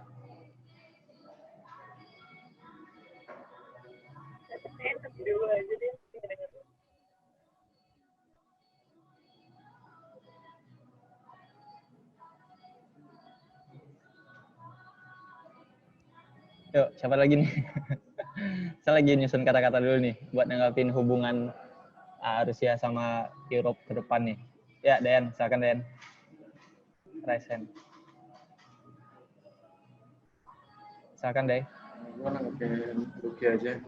Ya. Nanya ke Luki, sebenarnya Luki ini seberapa yakin gitu kalau misalnya partai-partai hijau atau paham-paham environmentalis di Jerman ini bisa cukup kuat merubah kebijakan Jerman kayak gitu. Bisa tidak terlalu menggantungkan dirinya kepada gas milik Rusia. Gimana? Oh, ini nanya ya ini? Iya, dia nanya. Iya. Apa tadi? Gimana partai hijau bisa mengubah ya? Iya, sebenarnya seberapa kuat gitu pengaruh dari partai-partai tersebut gitu. Oke. Saya nggak bilang partai hijau itu adalah partai yang mainstream atau partai yang punya banyak pengikut ya. Tapi kalau misalnya saya lihat ya,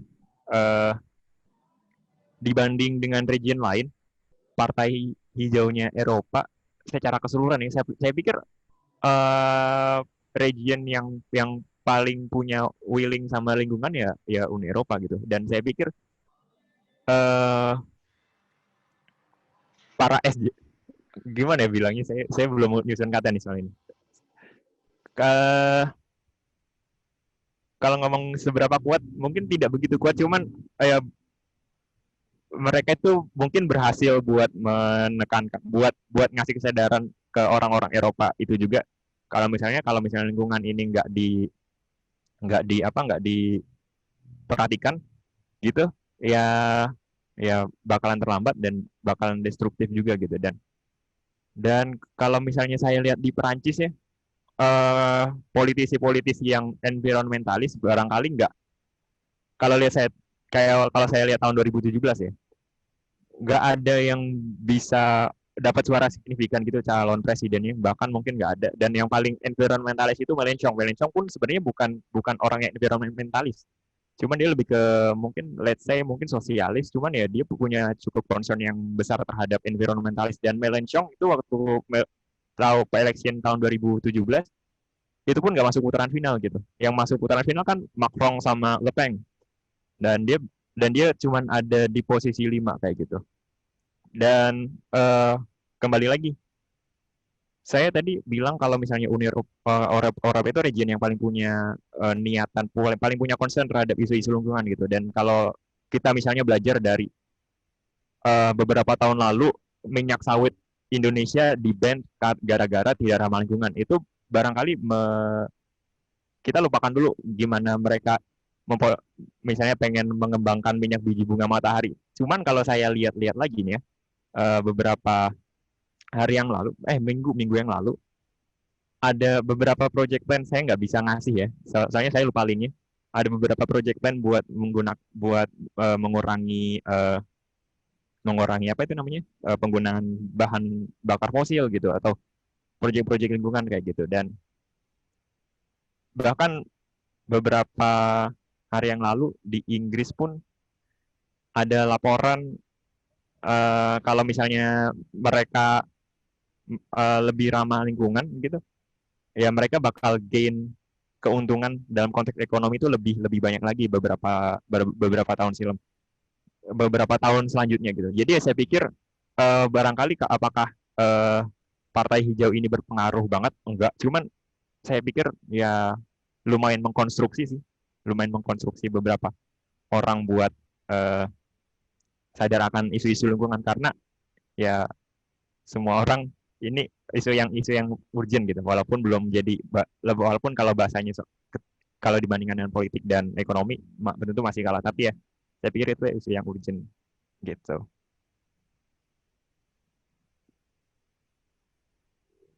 Dan saya pikir itu menjadi alasan juga kalau misalnya suatu saat penggunaan gas alam dari Rusia itu bakal ditinggalkan suatu saat nanti sih. Karena ya bergeraknya lumayan punya niatan buat menggunakan reusable energy sih kalau saya pikir lihat Uni Eropa. Walaupun belum signifikan, masih bisa dimaksimalkan lagi gitu ya. Gitu aja ya. Ya, Dan, gimana tadi tanggapan dari Lucky? Mau dibalas lagi apa gimana? Mas Den, halo. Terima kasih Mas Lucky. Saya rasa sudah menjawab. Silakan dilanjutkan mungkin. Oh ya, jadi kita dapat benang merahnya di sini ya. Mungkin hubungan Rusia sama Eropa ini mungkin yang kita tahu sampai sekarang mungkin sebatas kerjasama energi ya. Di mana Gazprom itu adalah pemasok gas alam terbesar Eropa sampai saat ini. Kalau saya nggak salah itu 36% pasokannya. Saya mohon maaf, saya lupa. Nah, di sini mungkin Lucky tadi benar, karena gas alam ini sendiri punya efek rumah kaca ya. Sebagai dampak penggunaan dari gas alam itu mungkin ke depan mungkin akan diganti dengan cadangan energi yang lain. Tapi pertanyaannya sekarang ini gini loh, nggak mungkin dong sekarang kita serta-merta langsung ganti ke energi yang terbarukan gitu. Tetap aja Eropa sekarang ini masih butuh gas alam sebagai kalau misalnya di musim dingin mereka butuh gas alam sebagai bahan bakar sebagai kayak penghangat gitu segala macam di situ di Eropa. Nah, di sini saya melihat juga ada kepentingan negara lain di sini. Barusan saya baca artikel bahwa negara-negara di Eropa ternyata negara Eropa selain Jerman, Ukraina sama Polandia itu setuju kalau misalnya masih impor gas dari Rusia. Nah, negara-negara lain ini anehnya pengennya impor gasnya itu mungkin dari negara-negara NATO kayak Amerika yang menjanjikan pipa gasnya lewat dari Atlantik. Nah, itu gimana lu? Ya, saya pikir selalu ada alasan politis ya. Ya, di Jerman, kalau saya lihat di Jerman, saya kurang tahu kalau di negara lain ya. Cuman kalau misalnya di Jerman, ya emang ada desakan buat tidak terlalu bergantung sama Rusia gitu. Dan kenapa nggak selalu bergantung? Nggak, ya pokoknya ya seperti saya yang udah bilang tadi. Karena kalau misalnya terlalu tergantung sama Rusia, padahal Rusia ini secara ideologi, secara sistem politik itu kan sangat kontras banget sama Uni Eropa gitu. Ada banyak sekali nilai-nilai yang tidak sesuai dengan Eropa gitu. Kalau misalnya kita lihat Rusia, begitu juga dengan gimana menghormati HAM itu kan juga nilai-nilainya beda gitu antara Uni Eropa dan Rusia. Nah, kalau misalnya Uni Eropa misalnya Rusia punya isu HAM gitu dan misalnya Uni Eropa punya willing buat mensanksi Rusia, itu tuh bakalan terhambat buat main bebas gitu karena Uni Eropa itu termasuk Jerman itu punya kepentingan gas alamnya dari Rusia gitu. Jadi ada desakan seberapa besarnya desakan tersebut mungkin itu bisa didiskusikan, tapi ada desakan khususnya dari Jerman buat cari sumber lain nih, sumber gas lain. Karena kalau misalnya pokoknya nggak boleh terlalu bergantung sama Rusia gitu. Makanya tadi Irfan bilang ada kecenderungan juga buat ngelihat proyek gas dari Amerika, dari Atlantik itu dan lain-lain gitu. Bahkan dari Suriah juga. Jadi ya saya pikir ya itu saya pikir Uni Eropa nggak boleh terlalu bergantung lah sama Rusia soal gas alam. Oke, berarti saya simpulkan tadi Eropa sejauh ini mungkin ini ya ada kaitannya sama statement Dayan tadi. Mungkin resolusi yang barusan dikeluarkan oleh Uni Eropa itu mungkin hanya bersifat politis dan itu sementara karena Eropa sendiri masih bergantung ke gas alamnya Rusia begitu. Mungkin ada tanggapan lain?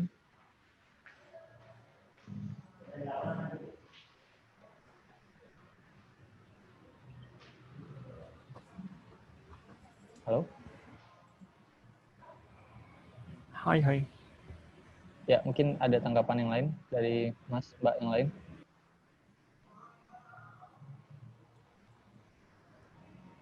Dika tuh open mic tuh. Hah? Open mic dari tadi? Oh enggak. Iya nggak apa-apa Mas. Enggak sih, kayak gue sebelumnya bingung aja kayak ini udah ngebahas yang pertanyaan kedua ya? Iya yang kedua. Iya. Oh iya, gue lost dari tadi, kayak gue kira masih yang pertanyaan ke satu, terus kayak aduh ini kenapa yang pelakunya malah ngebahas-bahas gas gini. Oh ternyata udah yang pertanyaan kedua ya. Ya, kita udah masuk ke Iya ke pertanyaan yang kedua. Iya sih, tapi kalau misalnya emang dicari hubungannya make sense sih. Ya berarti Mas Dika setuju juga ya kalau misalnya sekarang mungkin yang ini yang paling erat hubungan Rusia sama Eropa ini ya kerjasama energi mungkin ya dari gas alam tadi. Kebutuhan dari energinya sih, kan dari Rusianya juga dia ngebutuhkan sumber daya juga untuk si masalah-masalah si industrinya, kan sekarang mereka mau nge-modernize tuh. Jadi mungkin kayak mereka butuh input, kayak mereka butuh input juga untuk mempertahankan si perkembangan itu. Gitu sih. Ya gue setuju sih. Ya, makasih Mas Dika. Yuk. Mungkin yang lain? Saya juga butuh banyak ini, soalnya saya juga bukan orang ini concern di Eropa Timur. Khususnya Rusia, mungkin Dayan mungkin bisa speak up lebih banyak, soalnya concernnya ke ini ya, Eropa Timur. Atau mas-mas yang lain, Mas Rehan mungkin sekarang.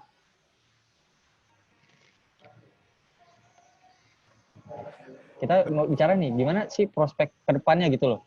Kalau misalnya tadi Mas Dayannya bilang, ini hanya bersifat sementara, dan itu berapa lama? Bentar lagi masuk musim dingin nih. Ya, silakan Dayan. Ya, terima kasih. Kalau saya ngomongin sampai kapan begitu ya, tinggal menunggu aja.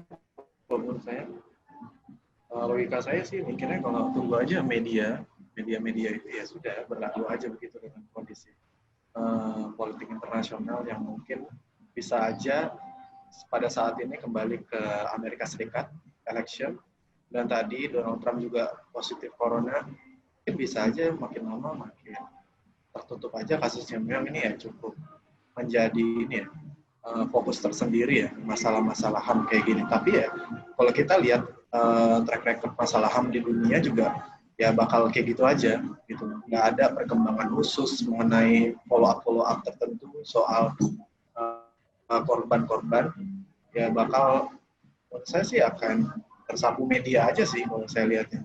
Tapi ya itu tetap aja Uni Eropa, kemudian Amerika Serikat ini kan memang menjadi salah satu pihak yang selalu menentang kebijakan Rusia ya, bagi di wilayah aneksasi Crimea kayak gitu, kemudian di Ukraina Timur ya, terus saja memang Amerika Serikat bersama dengan Uni Eropa bekerja sama untuk bisa istilahnya menurunkan ego dari Rusia gitu. Jadi kalau menurut saya sih tinggal menunggu waktu aja kebijakan-kebijakan politis seperti ini bisa dibuktikan kayak gitu. Ya mungkin tidak lama lagi, mungkin winter sebentar lagi, mungkin November akan ya mungkin tetap akan berjalan sih mungkin secara politis juga gitu. Mungkin itu sih. Oke, kasih Day. Jadi mungkin Dan tadi bilangnya ini bakal berlalu seiring media juga ngelupain ini gitu loh. Nah ini juga, ini saya sebenarnya masih bingung. Sebenarnya Jerman, sebenarnya ini ya, saya curiga Jerman juga punya kepentingan di sini karena setahu saya pas si Navalny ini masih di Toms ya, masih di Oms, di rumah sakit di Oms, itu dia kalau nggak salah itu sempat dilarang sama Rusia buat pindah ke rumah sakit di luar negeri. Tapi akhirnya kabar peracunan Navalny ini tersebar luas ke media. Akhirnya Rusia mungkin sedikit tertekan di sini dan membolehkan si Navalny ini untuk berobat ke luar negeri. Nah, saya di sini masih bingung sampai kapan sih si Jerman ini bakal menekan Rusia untuk minta penjelasan gitu loh. Karena yang selama ini di media-media si Jerman ini selalu didesak sama media barat khususnya itu buat ngantiin si Nord Stream 2 ini. Bentar lagi winter, dan bagaimana kebijakan Uni Eropa ke depannya? Mungkin Lucky yang juga fokus Uni Eropa. Apa pertanyaannya, Man? Aku ngeblank. Ya gini, kan tadi resolusi udah si Uni Eropa ini udah ngeluarin resolusi nih. Nah kira-kira sampai kapan nih resolusinya bakal dicabut lagi atau diganti ke resolusi yang baru gitu loh? Gak lama sih, nggak bakalan lama sih. Ya kalau kita lihat kemarin yang ya gitu aja, nggak bakalan lama. Barangkali ya paling kalau misalnya ada isu baru gitu bakalan kelelep juga gitu. Misalnya mungkin ada apa gitu, ada konferensi apa atau ada perjanjian apa gitu, barangkali bakalan kelelep juga gitu. Jadi ya saya pikir nggak akan lama sih kasus Navalny ini diungkit-ungkit gitu, dan saya pikir ya hubungannya Jerman sama Rusia, Uni Eropa sama Rusia ya dalam waktu dekat saya pikir nggak bakalan berubah secara signifikan gitu. Dan kalau misalnya terkait dengan Nord Stream 2, ya saya pikir emang Jerman juga udah ada willing buat ninggalin Nord Stream 2 ini sejak dulu gitu.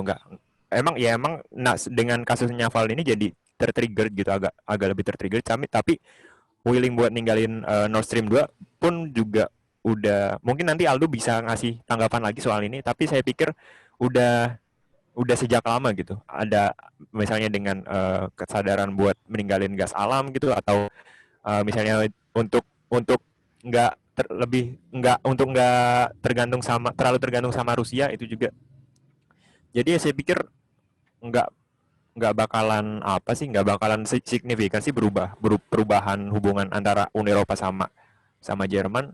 Ya saya pikir bukan sebagai sahabat gitu ya. Kalau saya pikir Uni Eropa sama Rusia bukan sebagai sahabat, tapi ya cuma sebagai teman biasa aja gitu, cuma sebagai tetangga yang mungkin cuman bertegur sapa kalau misalnya ada kepentingan atau misalnya terlalu berisik. Jadi ya saya pikir ya yang bisa saya gambarkan gimana hubungan Rusia sama Uni Eropa. Ya kayak gitu aja. Cuman sebagai tetangga yang cuman bertegur sapa kalau misalnya ada kepentingan atau terlalu berisik aja sih. Oke. Gini saya juga ada info lagi tadi sampai akhir September kemarin katanya udah ada 200 diplomat Rusia yang diusir dari 20 negara di Eropa. Nah, itu juga di media juga dijadiin highlight. Mungkinkah ini hubungan terburuk Rusia dengan Eropa sejak Perang Dingin gitu. Nah, mungkin ada tambahan dari Mas Aldo tadi juga, Mas Lucky juga mention Mas Aldo buat nanggapin pendapatnya dia.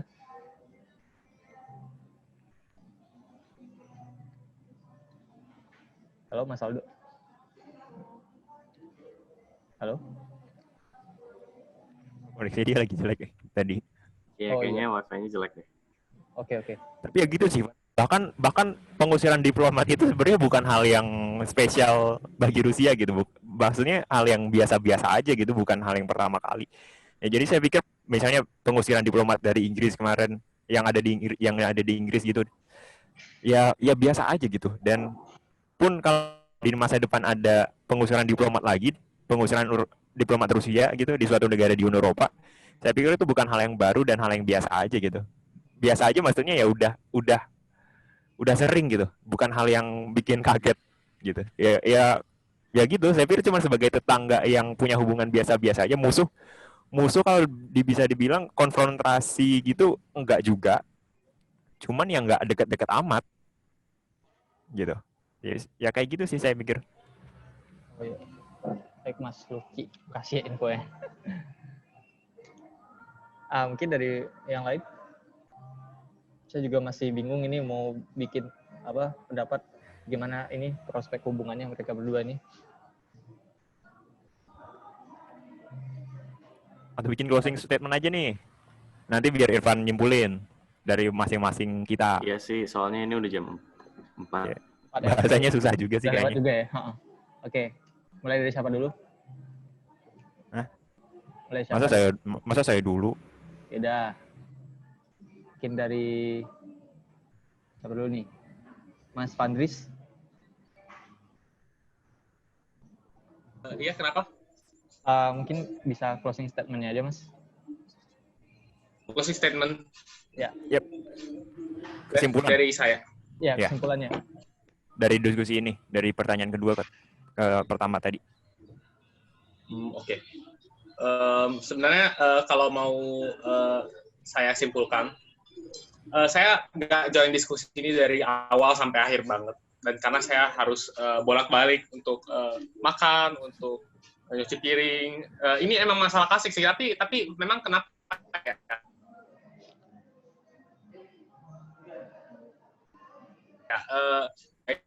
Itu kadang mengganggu juga. Sedangkan orang tua kerja gitu, dua-duanya. Jadi saya harus melakukan sesuatu. Tapi yang tadi saya tangkap selama saya mengikuti diskusi ini adalah sebenarnya masalah ini adalah mengenai Russian problem yang memang Russian classic problem yang memang mereka belum lalu into the democratic society. Mereka itu masih menganggap bahwa pemerintahan itu memang harus ditampuk oleh beberapa orang yang terpilih, yang bukan sembarangan orang. Beda sama misalnya doktrin demokrasi misalnya Amerika gitu kan, yang siapapun yang rakyat inginkan pasti harus memimpin. Kalau di Rusia itu cenderung elitis gitu. Jadi hanya beberapa orang saja. Nah, Navalny di sini adalah sebenarnya dia adalah sebagai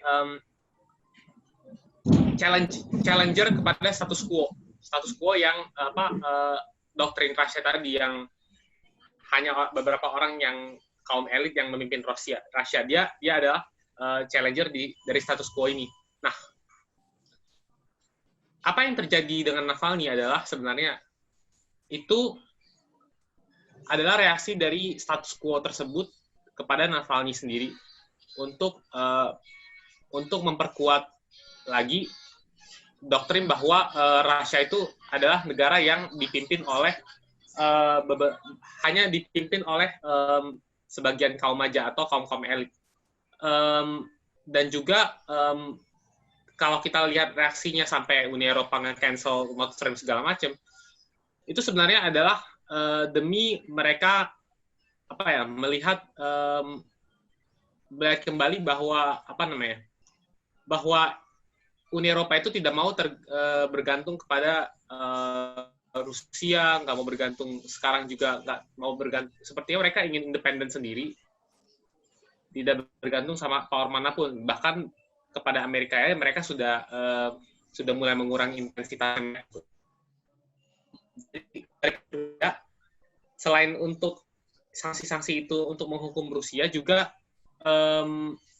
itu sebenarnya lebih ke mentalitas Rusia sendiri yang memang belum mau berubah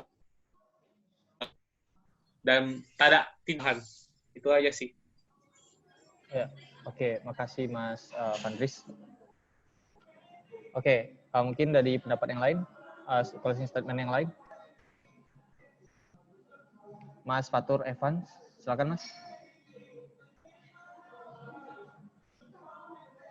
Mas Fatur, halo. Skip dulu, Nah. Ya. Closing statement-nya Mas, silakan. Mana ya? Jujurnya juga saya tadi pasti awal pertemuan kan saya nggak muncul dari awal pertemuan kan. Oh ya. Habis itu ya nggak apa Mas. Yang ini mungkin yang dari pertanyaan yang kedua aja mungkin nggak apa. suara saya masih ada nggak? Masih dengar. Yep. Saya skip dulu aja deh Mas, takut salah ngomong Mas untuk sekarang. Apa-apa. Ya, kalau gitu kita lanjut ke Mas Aldo aja. Halo, Mas Aldo. Mic-nya Mas. Ya. Silakan Mas closing statement-nya.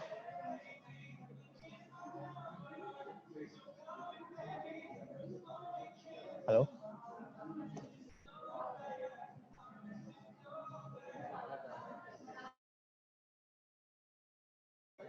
Halo Mas Aldo. Mungkin Mas Aldo sinyalnya ini ya, koneksinya ya, masalah ya? Iya deh kayaknya. Ayo gitu kita lanjut ke Mas ini. Mas Iqbal aja deh. Mas Iqbal Maulana, silakan Mas.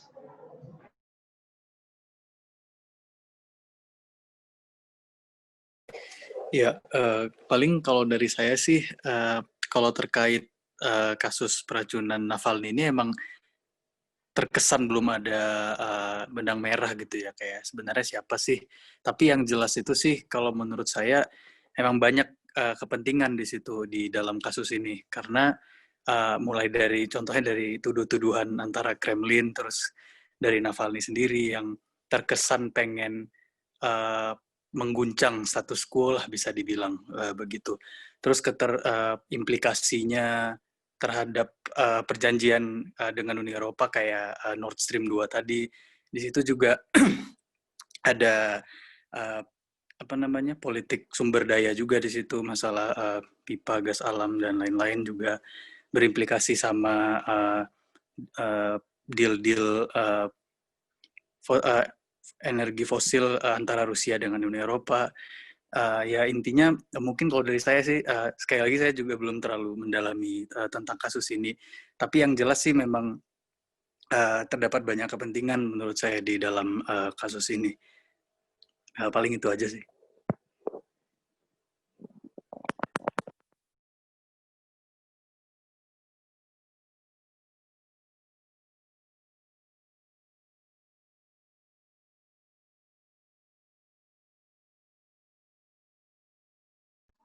Masih di mute deh. Mohon maaf, Mas Dika mungkin. Silakan Mas, statementnya. Closing statementnya Mas Dika. Yuk, oke.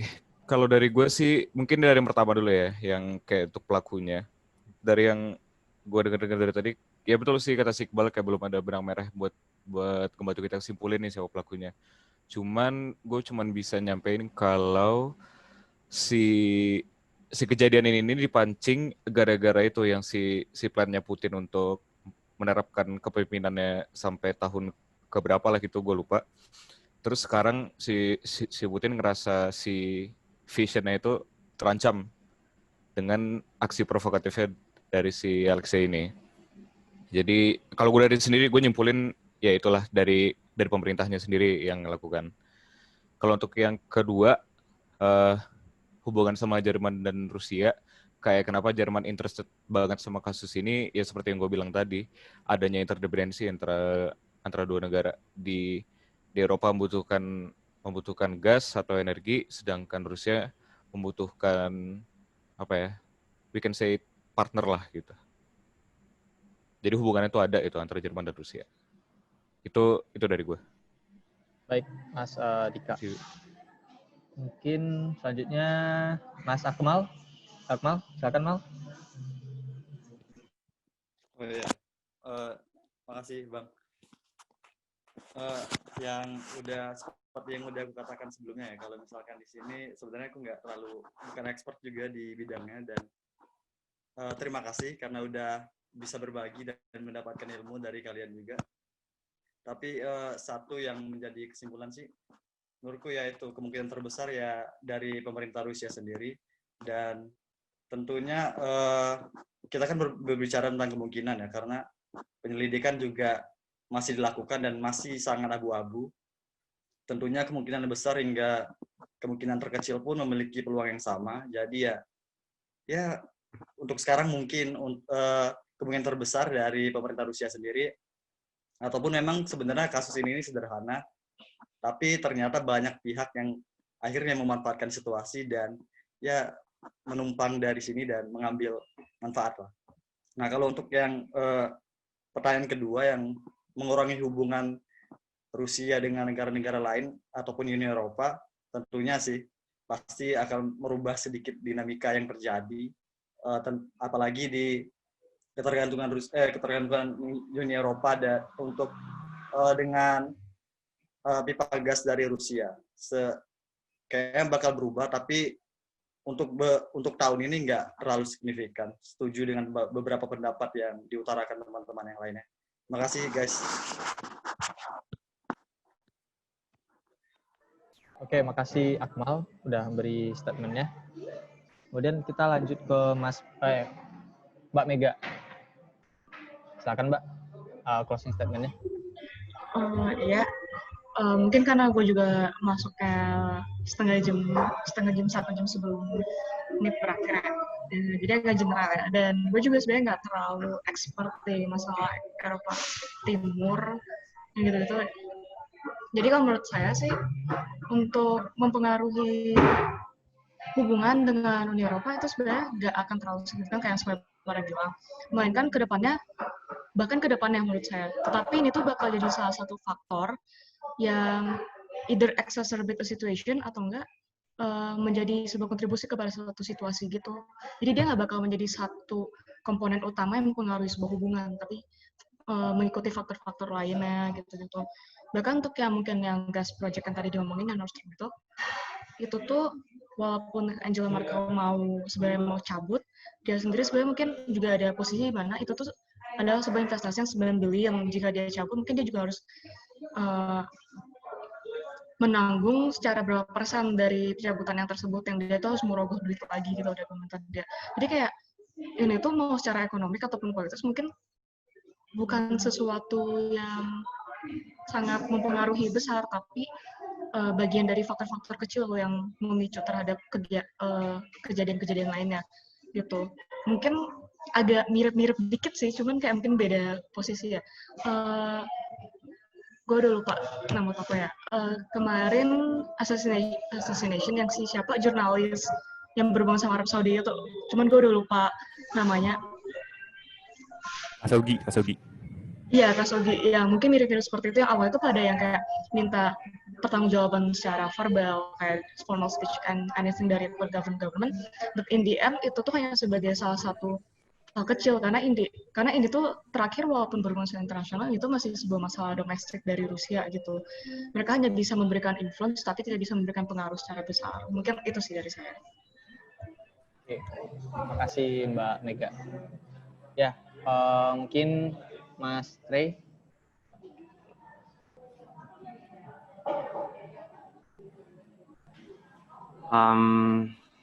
Gimana ya? Sebenarnya pertama-tama soal diskusi ini dulu ya. jujur kalau menurut aku pribadi, sebenarnya tadi itu ada potensi diskusi ini bisa jadi lebih menarik kalau misalkan kita bisa bawa ke ngebahas soal Putin dan masa depannya di Rusia juga. Meskipun itu mungkin agak melenceng, tapi in a way mungkin seperti yang Aldo bilang juga, ini tuh sesuai presidensinya, ini tuh most likely ya 90% kemungkinan kayaknya udah pasti pelakunya Putin ataupun oligarki dan keroncong-keroncongnya yang ada di Rusia gitu. Cuma intinya leadership yang ada di Rusia sekarang ini, mereka berusaha untuk nge-curb semua form of opposition atau kritik kan. Dan mungkin kayak menarik juga gitu kalau misalkan kita tadi bisa ngebahas dinamika dari gimana leadership di Rusia ini bekerja gitu. Kayak contohnya soal tadi Putin kan sempat bilang kalau menurut dia politik Rusia itu belum mature, makanya dia harus memimpin karena menurut dia nggak ada lagi gitu yang bisa memimpin, dan in a way itu benar karena di Rusia emang nggak ada sosok lain yang kuat dan bisa mimpin secara strategis seperti Putin gitu. Kayak faktanya Putin tuh selama ini dia orangnya pragmatis dan dia udah banyak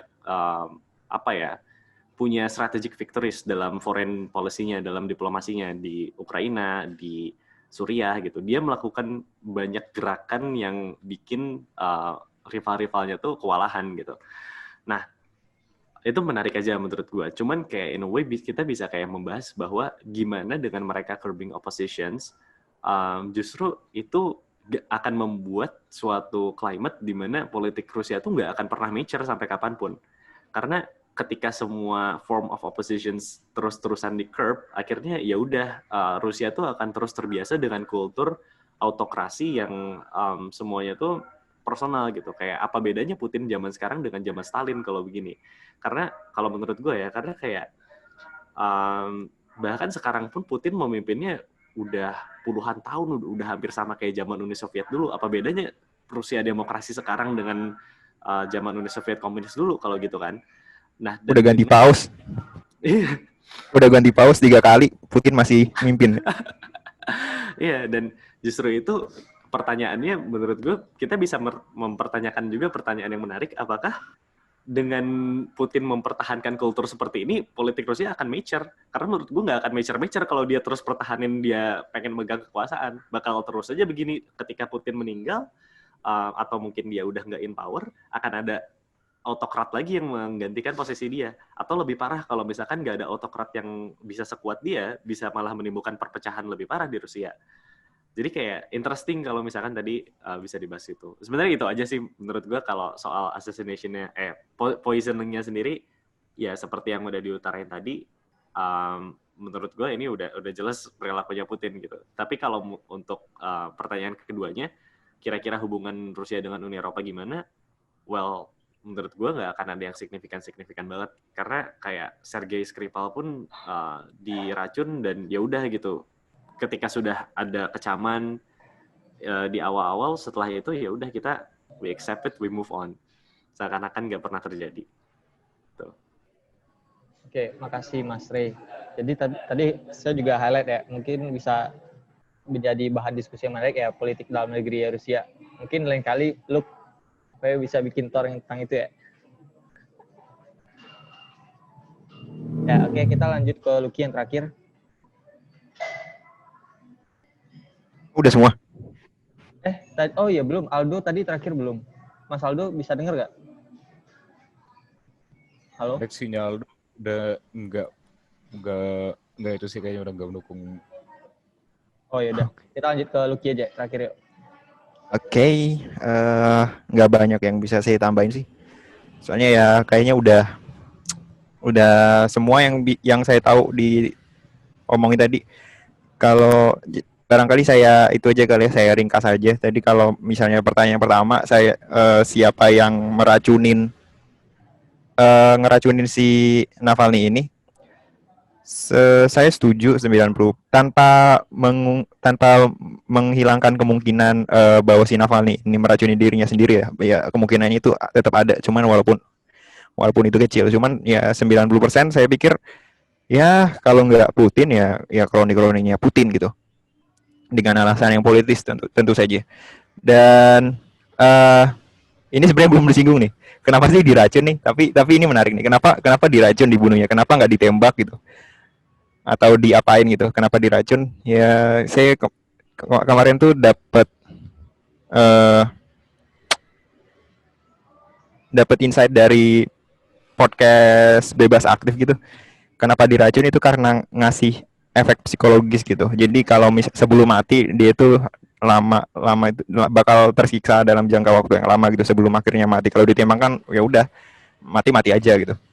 Sedangkan kalau diracun kan ada timbul efek-efek tertentu dan itu ngasih warning ke oposisi lainnya, kamu kalau misalnya kamu ngelawan terus bakal kayak gini teriksasanya sebelum mati gitu. Dan itu sebagai hal yang menarik aja sih menurut saya. Dan ya kembali ke pertanyaan, 90% saya pikir kalau nggak Putin ya kroninya Putin. Dan yang kedua, gimana prospeknya hubungan antara Jerman atau Uni Eropa ke Rusia?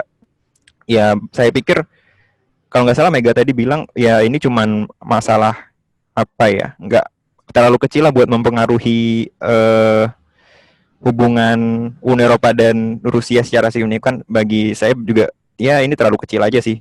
Navalny cuman satu orang yang bukan, mungkin cuman mas-mas oposan biasa gitu. Ya saya pikir nggak terlalu signifikan, cuman ya kayak gitu sih. Bakalan sama kayak Uni Eropa dan Rusia pada umumnya gitu, yang kalau bisa saya gambarkan kayak tadi, sebagai tetangga yang kalau bertegur sapa itu kalau misalnya ada hal yang penting aja, dan misalnya memperingati itu kalau misalnya tetangganya terlalu berisik aja sih gitu. Ya, kayak tetangga yang bukan bersahabat, cuma tetangga aja sih gitu. Saya pikir itu sih yang bisa. Oke, Van, zoomnya udah mau habis. Thank you. Mas Dani, Mas Mualia Syahdani. Silakan Mas Akhir. Ya, terlupakan, maaf ya. Makasih Van atas kesempatannya. Sama sebenarnya aku cuma mau bilang aku nggak ngikutin diskusi dari awal karena tadi masih ada kesibukan di kampus juga. Jadi buat closing statement ini sebenarnya aku cuma mau reiterating tanggapanku yang awal tadi. Sebenarnya kita nggak bisa main asumsi terus-menerus siapa sebenarnya pembunuh Navalny. Kalau kita lihat dari racun yang dipakai dan bagaimana dinamika yang terjadi di antara Rusia dan Jerman, terutama tentang Nord Stream, di sini aku bisa nyimpulin 90% kasus Navalny dilakukan oleh Rusia. Terus yang terakhir aku pengen nyampein sekalian jawaban kedua dari Thor.